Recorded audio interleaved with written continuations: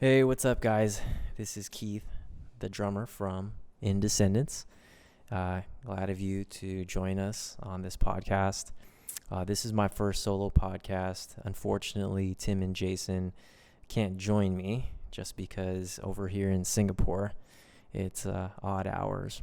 But I guess these are the hardships that we endure as a band that's separated by such a long distance, and we do things virtually. But I'm glad that you guys are here. As I said, this is the first time going solo. And throughout my life, I have aimed to cultivate the skill of developing the silver tongue, meaning just ramble on and talk about just whatever for as long as I can. I once had a boss who said that I can go on and on talking to myself for about 4 hours. So we'll see if we'll prove him right during this podcast. But there's a learning curve to this. I think there's a part of me that just needs to let go and warm up and just express what's on my mind and just let it flow. Okay, so I'm going to go ahead and do that right now.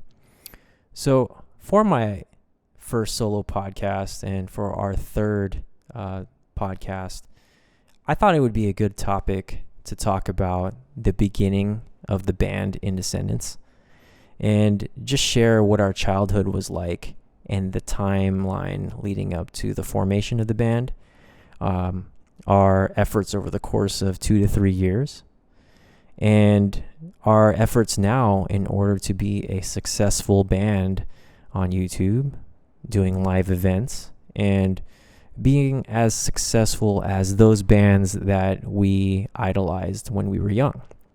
Some of those bands, some of our influences are Blink-182, Foo Fighters, Incubus, bands during that era. So we're talking about maybe the late 90s, early 2000s.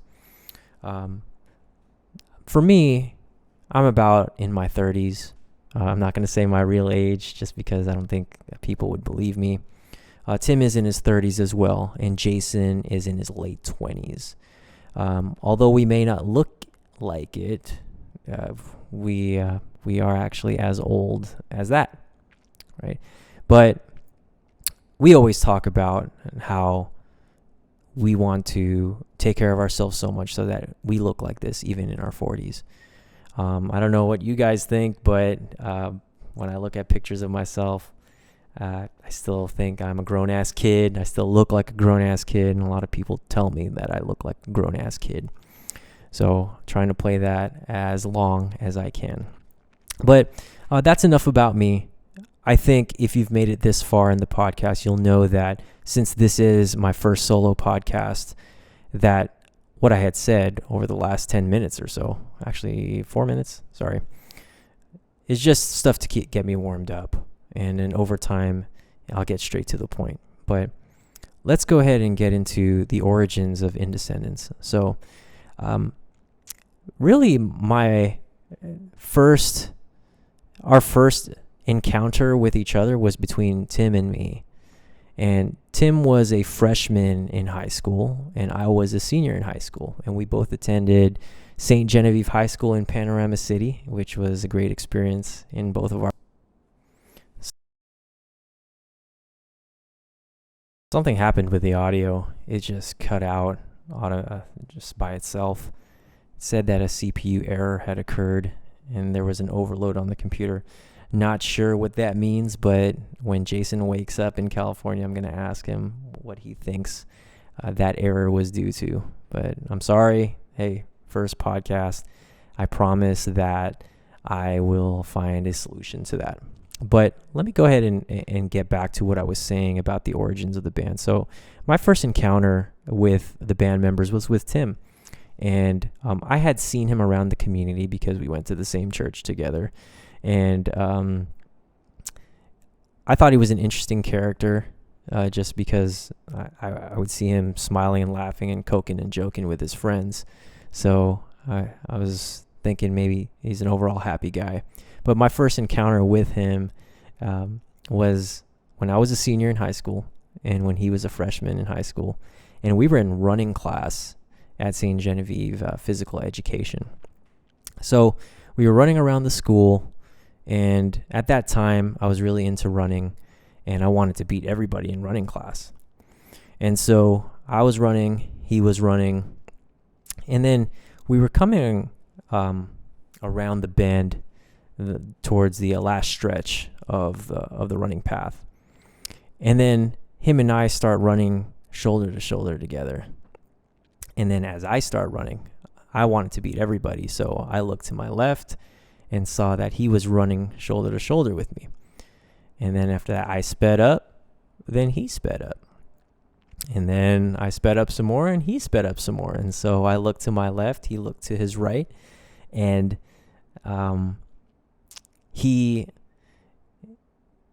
I guess we were both in our minds, we were like, oh, are we doing this?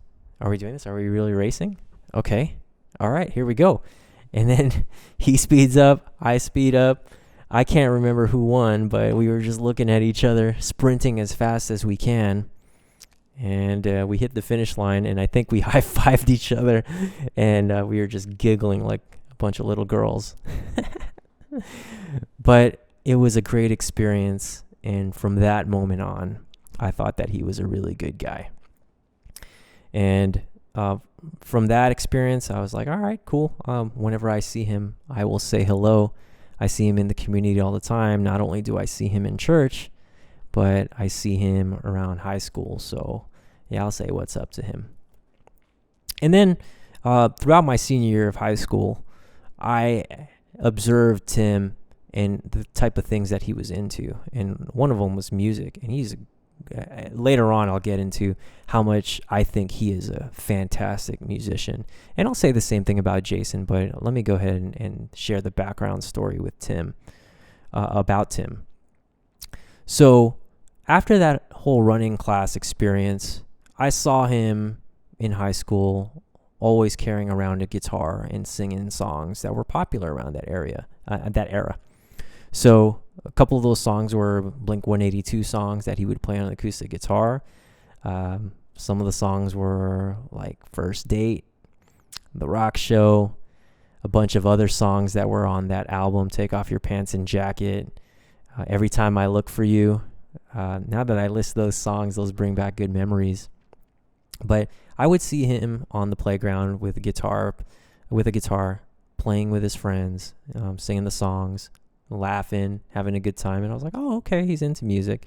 And at that time, I was really into music too, because I was playing drums at church. And all I cared about throughout my adolescence, throughout the ages of 13, even up until now, is music, but specifically drums at that time. And all I wanted to do was play drums. So I played drums, and when I saw him with a guitar, I thought that maybe we can jam someday. And so I would go about my business. At the time, I was in another band, and I think Tim had his own band at the time, but we didn't jam together at that time. But we knew of each other. So aside from him playing guitar on the playground and in his personal time, he also pursued a career in the performing arts. So in the high school musicals, he would be the star of the musical, just because I think the casting directors of the high school noticed the spectacular music ability that he had. He was great at singing. He was great at performing. He was good at acting. He was good at emoting. And he's just overall great performer, great musician. And when I saw him star in the play The King and I, they shaved his head bald. He's Asian, of course, so he actually looked like Yul Brynner in The King and I, and I was like, oh, wow. And he spoke with the accent and everything. He sang the songs very well. Really portrayed the king, his character, very well. And so he did a spectacular job. I hope that St. Genevieve has some footage to post on YouTube of him acting in The King and I, because it was great. It was fantastic. And Tim, I know you're listening to this right now. I just want to say you are an incredible performer, and I'll never forget how grand of a performance you put on during The King and I. And so we didn't really know each other back then. We had that comical experience with each other during running class. And I went to come up to him after I saw the musical just to congratulate him because I think he did a spectacular job. And so he shook my hand as if we were friends. We were close friends. And I was like, oh, wow, I didn't know we were like this. I guess we were both studying each other. We both knew of each other. And I think from that experience, we knew that we wanted to be cool with each other. So from that point on, in my senior year, he attended the same parties that I did. And we started socializing. And I can't remember how it developed, but just one day he just ended up at my house. I think my brother had taken him over to either play video games or to jam. And I was like, oh, hey, what's up, Tim? And he ended up at my house. His cousin played bass at the time, so then he was into Blink-182 songs as well. So he came over, and one day we just came up with the idea, why don't we jam together and play Blink-182 songs and other popular punk, pop, rock songs that were popular at the time. And so we did. So he started coming over more frequently to jam, and we got really good at covering Blink-182 songs like Dump Weed, First Date, pretty much all the songs that were on the Mark, Tom, and Travis Show album. We got really good at covering those, and we practiced those so well that all we hoped for was to perform them live in front of an adolescent teenager crowd because, at the time we were teenagers too. And that's all we lived for. All we lived for was jamming in front of a crowd, specifically girls. And we definitely love the girl admirers. And that was definitely one of the motivators for us pursuing music and performing live. So I guess those are one of the greatest memories that Tim and I have in our music careers. So once I graduated college, I still played drums for the church, and I was studying at Cal State Northridge. And Tim continued his music in high school, playing in different bands, and he starred in more musicals over at St. Genevieve High School.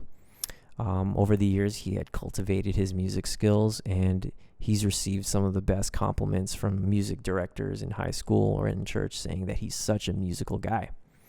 I don't think I'm as good of a musician as he is, just because I think it just comes more natural to him.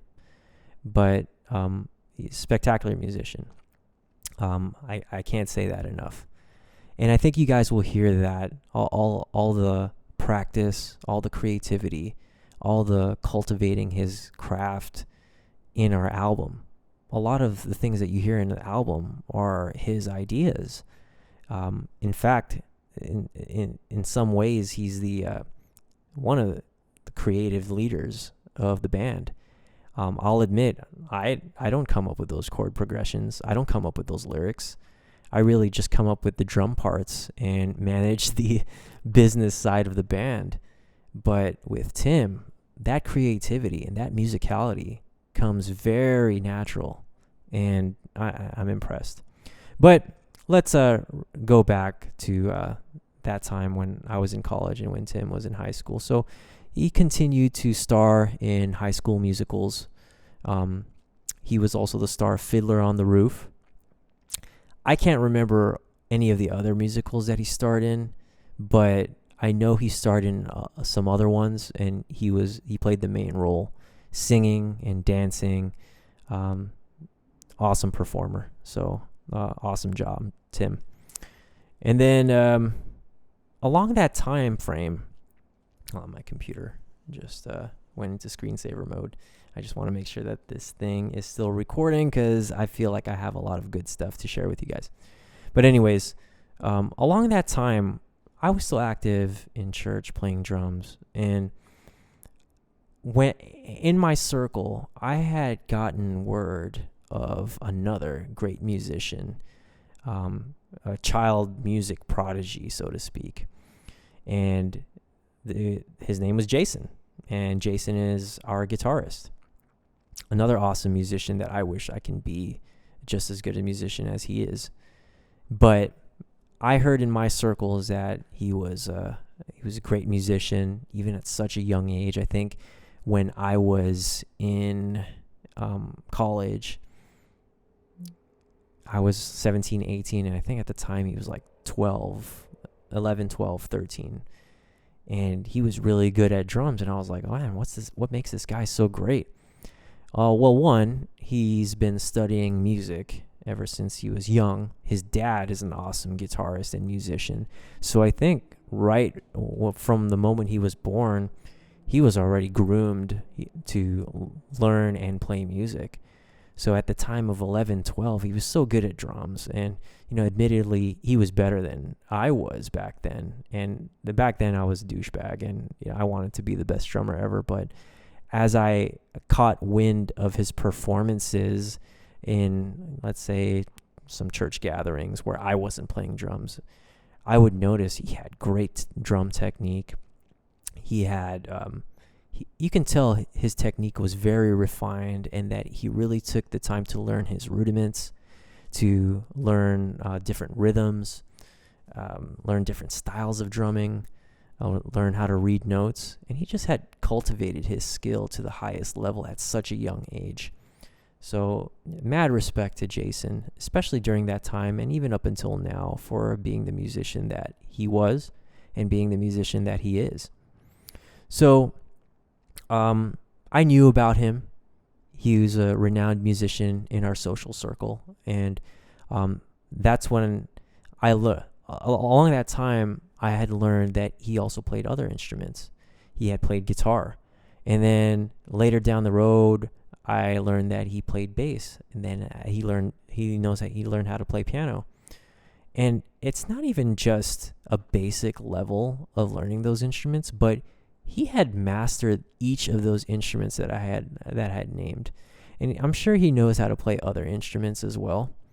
And in addition to learning all those instruments and knowing how to play them, he also learned how to produce music on his own. And then when he had turned 18, 19, and it was time to go to college, he went to school for music production, and he went to school to study more drums, I believe, at Berkeley School of Music.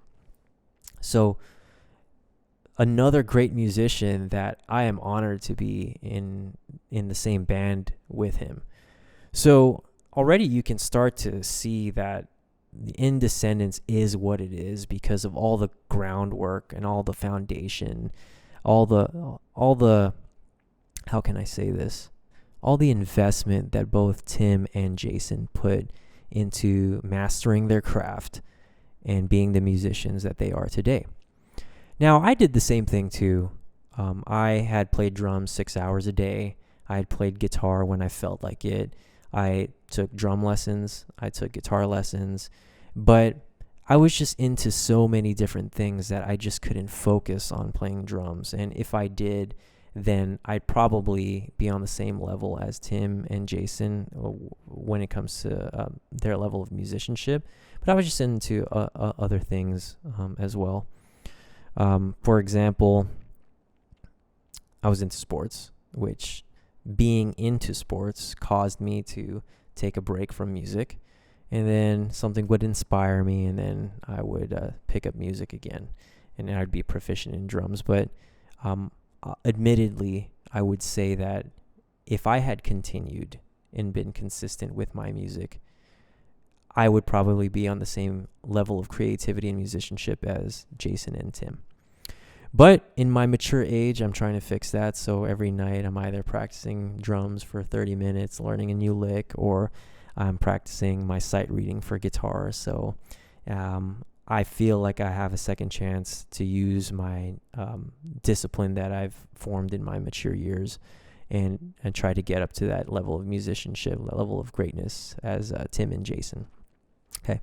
Rewinding back to our story. So let's say we all kind of took a break, well, except for Jason, but Tim and I had taken a break from music just because we had gone to college and we had tried to pursue careers in day jobs, in just your typical careers. Like, for example, he's a nurse. And then for me, my career, I will keep discreet, just because I would like to protect the identity of my employer. But bottom line is we had to pursue day jobs in order to become independent and pay the bills. And so that's what we did. And he graduated, Tim graduated college. He became a nurse. I graduated college, and I had my career, which I currently have right now. And then Jason stuck with music his entire education career and his entire professional career. So around the years of maybe 22 to 30 years old, we would jam together, and but it would be some light jams, nothing too serious. But it wasn't until maybe 12 years later when we realized in our day jobs that, man, because we all know that in our day jobs we face frustration, we face fatigue, and sometimes we think to ourselves, man, is this all life has to offer? So one day we had lunch together, and we had this great idea saying, hey, we jammed when we were younger. Why don't we form a band? We're grown up, we're mature, we know how to manage our money, we know how to manage our lives. Why don't we put some discipline into this? And why don't we start a real band? We'll manage ourselves. We have sound professional skills, and whatever we don't know in the music business, well, we'll find out. We have day jobs so that we can invest whatever extra money that we have into this project. We have some free time, so we can invest that time into either producing an album, practicing together, or perhaps recording an album together, or performing live. Sorry, I have a tendency to repeat myself. Sorry, there's a video in the background. Today I ran in the morning, and I did Brazilian Jiu-Jitsu, and then I did Muay Thai. So here watching a video by the great John Danaher, titled 5 Tips to Pass Any Guard by John Danaher. So John Danaher, in the unlikely case that you are listening to this podcast, or if you any Brazilian Jiu-Jitsu fans are listening to this podcast, I just want to say thanks, John Danaher, for taking the time to produce a video about the basic tips to pass any guard. But anyways, that's distracting me. But anyways, I'll get back to the point at hand. We formed a band to see if it could really work. We had some time and we had some money to invest, so we did. So we invested our time in practicing at PA Rehearsal Studios in Topanga Canyon. I forgot the city. Oh my gosh, in Topanga, right? PA Rehearsal Studios, awesome studio, and I think his name is George, who manages that place. I think you do an awesome job in managing that place. That is a quality rehearsal studio. So, Andre. His name is Andre. Andre. I think you did a great job in maintaining that place, and that place is an awesome place to jam. So if any of you aspiring bands need a place to practice, I recommend PA Rehearsal Studios in Topanga, California, in the Valley, LA County. And I think you'll find that that's a great place to practice without making a lot of noise in the neighborhood or bothering your parents or your family at the wee hours of the night just because you love music so much. So we practiced, and we came up with some songs. And then so that once we knew we had a good vibe with one another, we complemented each other well. Me on drums, Jason on guitar, and Tim on bass and on vocals. We decided to make this a real thing. And so this podcast is actually a result of us wanting to make this a real thing. And, I'd just like to take the time to thank you for listening, because you listening to this is actually helping us get our talent out there. So just want to say thank you. All right, back to the story. And then this was in about 2019, before COVID. So we would practice on the regular, maybe once every week, maybe once every 2 weeks.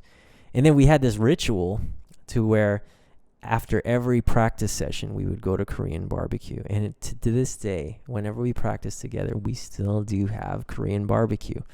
And one of our favorite I'll go ahead and name a couple of our places. So, Haejangchang in Koreatown, Jen Korean Barbecue, like that. Ace Gogi on Van Nuys. I thought that was a great place too. And then there was this other Korean barbecue. Oh, that's my alarm cueing me to reset my camera recording timer. Hold on one second. Be right back. Let me just go ahead and reset this recording timer. All right, now we're back. So, a couple of things. I had to take a break just because Nikon only allows me to record for about 30 minutes. And so I had to go ahead and reset the camera for another 30 minutes. When I edit this video, hopefully it's not too much of a nuisance to you. Thanks for bearing with me. But I think I left off talking about our Korean barbecue adventures. Oh, and also I had to take a break too, just because I have to book my jiu-jitsu and Muay Thai class for the next 2 days, just because with COVID, the classes get pretty full, and I want to maintain a consistent training regimen just because martial arts, Muay Thai, jiu-jitsu, and running, they calm me down, and they allow me to focus when I work on our project, our Indescendants project. And it also allows me to maintain my temperament when things get tough over at work. So thank you to Evolve Mixed Martial Arts here in Singapore for having such a great martial arts academy and having world champions train people like me, aspiring martial arts or martial artists like myself. Okay. So shameless plug for other aspects of my life and for the establishments that I patronize. So if you're ever in the area, please support Evolve Mixed Martial Arts or watch One Fighting Championship. Okay. All right. I think I left off with our Korean barbecue adventures, but it was a ritual after every rehearsal to go to Korean barbecue. So a couple places that we patronized was Haejangchang, Jen Korean Barbecue, Ace Gogi, this other place on Reseda that we patronize. All good Korean barbecue establishments. And the beauty about those is we can practice late into the night, and those places would be open until like 2 a.m, which was the beauty of those Korean barbecue places. So awesome, great job to the owners of those establishments as well. Thank you very much for staying open late so you can help satisfy the Korean barbecue cravings of an aspiring band who just got done practicing. So, but if you're in a band and you're listening to this podcast, I recommend that you have some sort of ritual like that, just because as a band, those are the people who you are going to spend the next couple of years creating memories with. And you know what better way to create more memories and better memories than by sharing food together, eating at a place as awesome as Korean barbecue. Okay, we'll go ahead and continue with our story where we would have those rituals, we'd be practicing, and then over time, we would just start building, just writing more songs, recording, filming content, filming music videos, and we would just keep working at it, taking these baby steps to develop a project that's worth putting out to the world and on these awesome platforms like YouTube, Facebook, Instagram, now TikTok. So, unfortunately, at the height of it all, when we were gaining momentum in about March 2020, that's when COVID had hit and everything, and as everyone knows, came to a standstill, and we were trying to recover during the months of March 2020 to December 2020, and even up until now, at the filming of this podcast of, let's see, it is August 2021, we're still trying to recover. We're still not fully out of it, but we tried our best to keep the momentum and to keep going with this project. So during COVID, we did whatever we could. We would film gear reviews. We would film music videos sometimes behind closed doors, because we didn't want the sound to signal to the police department or the sheriff's department that we were holding a social gathering. So we'd have to be discreet about our efforts. But we kept on going. And I remember I had to go away for a work trip for about a couple of months, and the project seemingly came to a standstill. But then my company allowed me to take leave for about 36 days, take vacation for about 36 days.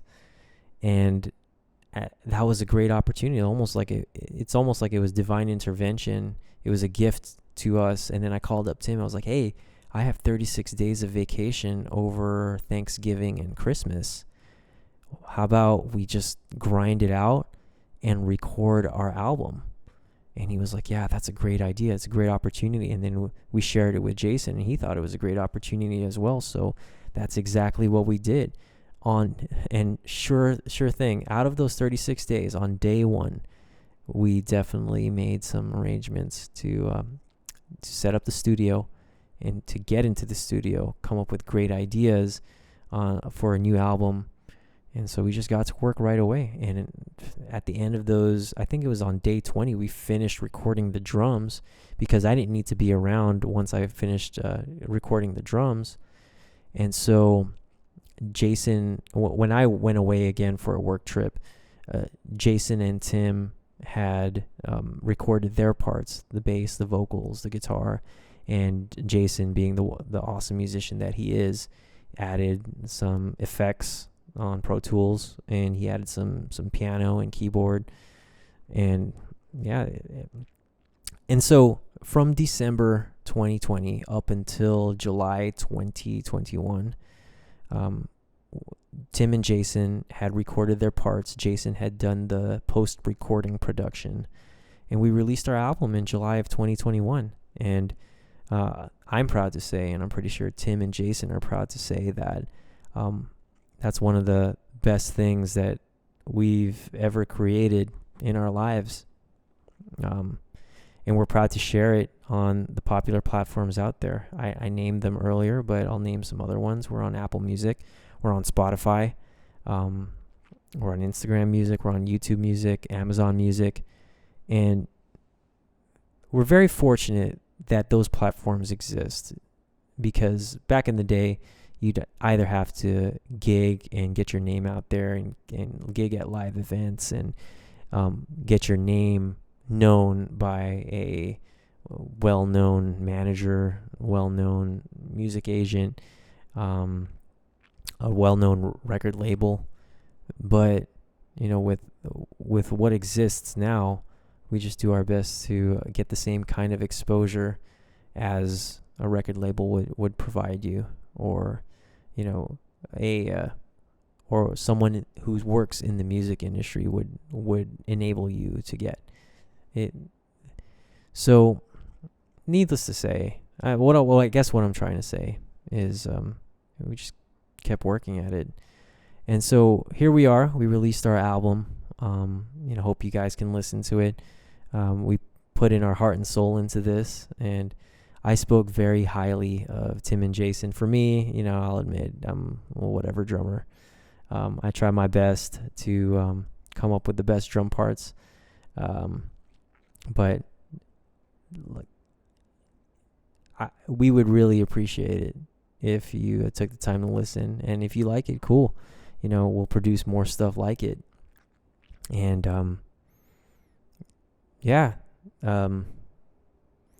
as you can see, I'm getting kind of tired. I'm kind of having trouble formulating my sentences because right here in Singapore it is 10:30 p.m. and it's time to go to bed, especially after a hard training day today in running, Muay Thai, and Jiu-Jitsu. But if you made it this far in the podcast, if I know you, or if you're just a fan that likes our music, I would just like to express my thanks in sticking this far into the podcast. I'm sure as I get more practice in putting out podcasts, I'll be able to formulate my ideas better and more smoothly like those seasoned podcasters out there. But right now I'm kind of tired, and I just wanted to provide an authentic Indescendants experience, provide some behind the music behind Indescendants, and maybe when I can get Tim and Jason on a podcast, we can continue this story about how we became a band and our future efforts in being a band together. So I think I'm going to end it here. Right, I'm kind of tired and I'm kind of hungry. I kind of want to eat again before I go to bed. Let's see. For you fitness fans out there, I wear a Whoop strap, and I think it is an awesome app to measure recovery, heart rate variability, your strain, and your sleep. So for those who are familiar with Whoop, today my day strain was 16.1. It was 13.1 strain for martial arts, Muay Thai and Jiu-Jitsu. 11.2 strain for running. I pretty much did 60 wind sprints around the basketball court today. And I slept today for 6 hours and 13 minutes. I know 6 hours and 13 minutes might seem a little low, but I was in bed for 7 hours and change trying to get sleep. But of course, for you Whoop strap wearers, you know that when you sleep, you have disturbances, and there are times during your sleep where you're actually awake and you don't know it. But that's probably why I had a hard time formulating my sentences, because I'm kind of tired and I want to eat, and my appetite is raging right now. Also, I've been training pretty hard. Today I did pad work with the legendary trainer Kruyod. I hear that has trained almost every famous Muay Thai champion out there. Also some mixed martial arts champions out there like George St. Pierre. And so he beat me up pretty good today. He gave me some liver shots. He definitely he was working the pads with me. He kicked me in the body. He side kicked me in the stomach, and then I fell. And then he had hit me in the chin a couple of times. If you Google Muay Thai pad work and how crazy that they get, it's not just hitting pads. They hit back. So Kruyod, he beat me up pretty good today. So I'm kind of tired, and I'm going to go to bed, try to get as much sleep as I can so I can do it all again the next day. All right. So this is my first ever solo podcast. Thanks for listening. I'll try to put more out on the regular by myself and with the team, with Jason and Tim. But thank you very much. I appreciate your time. And I don't have a catchy tagline or an ending to end this podcast, but maybe in the future we will. But at least you witness this podcast without me having a catchy tagline. And then hopefully you can take this and see what it'll become, and see what we become compared to this experience in the future. Okay. All right. That's all I got. Feel free to leave a comment below. Hit that subscribe button to follow more of our stuff if you like it. But thanks a lot, and see you next time. Thanks.